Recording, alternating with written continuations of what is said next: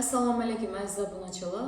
Bugun biz sizlarga homiladorlik paytida gemoroy bezovta qilsa yoki treshina bezovta qilsa qachon operatsiya amaliyoti o'tkaziladi, qachon davolash tadbirlari o'tkaziladi, shu haqida gaplashacakmiz.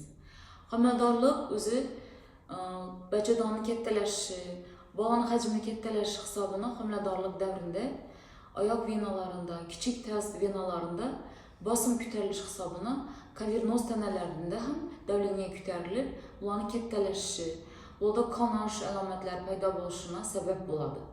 Bundan tashqari homiladorlarda ichak harakatini pasayishi oqibatida ich qotirish yuzaga keladi va orqada yirtiqlar, treshinalar paydo bo'ladi. Ko'plab savollar keladi. Homiladorlikda operatsiya qilish mumkinmi? Qaysi holatda operatsiya qilinadi? Homiladorlikda operatsiya qilish mumkin. Qachonki ayolning hayot sifatini yomon darajada buzuvchi holatlar bo'lsa yoki hayot xavf ostida qoladigan taqdirda operatsiya jarayoni amalga oshiriladi. 10 yillik proktologlik tajribam davomida 5 ta homilador ayolni operatsiya qilganman.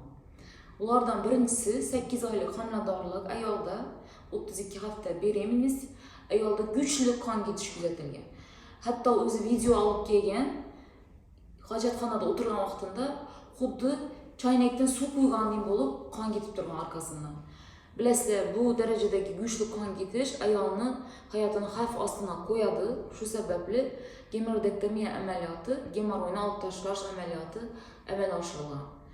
Ikkinchi holat 6 oylik homiladorlik vaqtida ayolda kuchli og'riq orqa tarafda, kuchli treshina bo'lgan, og'riq kuchli bo'lgan, shu ayolimizda operatsiya jarayoni o'tkazilgan. Og'riq holatini kamaytirish maqsadida. Uchinchi holatda esa ayol homilador 8 oylik, unda tromboz, kuchli tromboz kuzatilgan. Gemoroid tugullarning deshani kuchli darajada chiqib qolish kuzatilgan. Gemoroid tugullarida kuchli og'riq, shish paydo bo'lgan. Bir hafta davomida konservativ lecheniya olib borilgan bemorda, lekin konservativ davochi choralarni qaramasdan gemoroid tugullarida nekroz boshlangan. Ya'ni gemoroid tugullari o'lib, shu yerda infeksiyalanish holati paydo bo'lgan. Shu sababli homiladorimiz operatsiya qilingan. 4-holatda esa bemorda tromboz bo'lgandan keyin biz 8 oylik homilador bo'lganini hisobga olib operatsiya jarayonini shoshilmaganmiz, unga lecheniya berganmiz, lekin bir haftadan keyin homilador ayol kelib turibdi, unda iringlab shu joyda parapraktit paydo bo'lgan va bemor operatsiya qilingan. Operatsiyadan keyin hammasi yaxshi o'tgan, yaralar yaxshi bitgan, iringlar tez tozalangan, ayol tez oyoqqa turgan. Aziz bemorlar, aziz obunachilar, demak ayolning hayotini xavf soluvchi holat bo'lsa yoki hayot sifatini og'ir darajada buzuvchi holatlar bo'lsa, operatsiya jarayoni amalga oshiriladi. Qachon konservativ lecheniya yozib beriladi? Ayolda kuchli og'riq bo'lmasa yoki kuchli qon ketish kuzatilmasa va ayolda kuchli kamqonlik belgilarini sabab bo'luvchi qon ketish holatlari yuzaga kelmasa, konservativ lecheniya beriladi. Bizda eng yaxshi preparatimiz homiladorlikda Flibodiya preparatini ishlatamiz.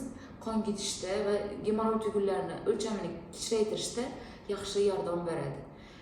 Treshinalarda esa orqa tarafni toza tutish, shu joyga yaralarni bitkazuvchi svichalarni qo'yish, облепиховый svichasini, moylarini qo'yish kasallikni, asoratlarini yengillashtiradi, og'riqlarni yengillashtiradi va bemorimizga yaxshi yordam beradi.